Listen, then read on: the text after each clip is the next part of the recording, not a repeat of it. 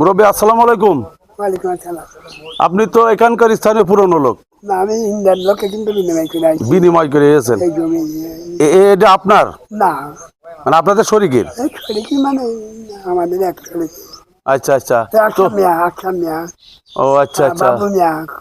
তো আমি শুনেছি ইনি নাকি একটা জমিদার ছিল, জমিদার মানিক বাবু হালদার, মানিক বাবু হালদার।